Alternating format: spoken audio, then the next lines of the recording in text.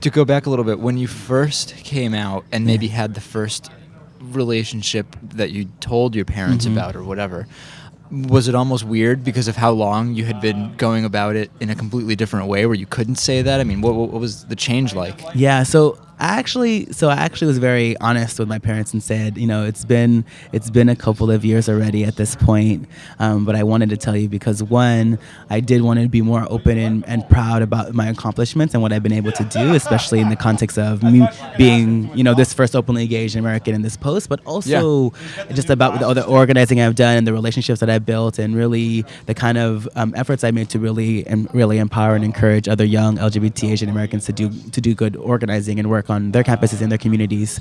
And my dad actually didn't talk to me for the first year that I was out, and so that was for a full year. He just didn't talk to you because I think he for a full year, yes, which was really hard for me because I bet But I also know that it could have been worse. I could have been kicked out or never welcomed back into the house. And so I knew that it was this balance of knowing that, that was a difficult experience for me to be able to deal with that, but also knowing that I know many other people who've had even worse situations.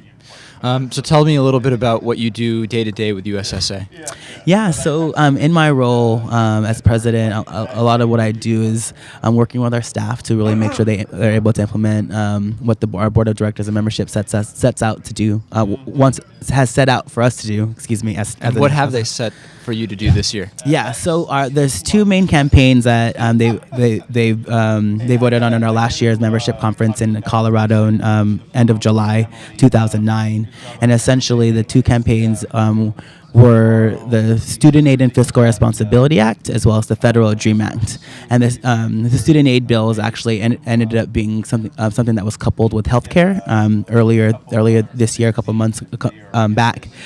So we were able to lead that and help get that victory for students and work families across the country, which essentially kind of shifted and changed the way the loan system works with the federal government, essentially eliminating the middleman, Sallie Mae, Citibank, other bankers and lenders who were subsidized billions of dollars, literally billions and billions of dollars each year to do a job that the Department of Ed could have done more efficiently, cheaper, with lower interest rates, lower default rates, and better quality services, I would argue as well. Although some would argue that the government shouldn't even be involved in that and we should leave it to private industry, but that's a whole conversation probably for a whole other day, right? Right. And I have a lot to say about that too, so I would love to talk with you about that as well. Well, we've been speaking with Gregory Cendana, president of the U.S. Student Association. A pleasure. Thanks for stopping by today. Thank you. Midweek Politics is brought to you in part by Jackson & Connor, classically modern men's apparel in Northampton, Massachusetts on the second floor of Thorne's Marketplace. By DIF Design, specializing in custom business websites at difdesign.com. And by shentrition.com, provider of all-natural superfood and adaptogenic herbal blend at shentrition.com. To find out more about underwriting Midweek Politics, visit midweekpolitics.com.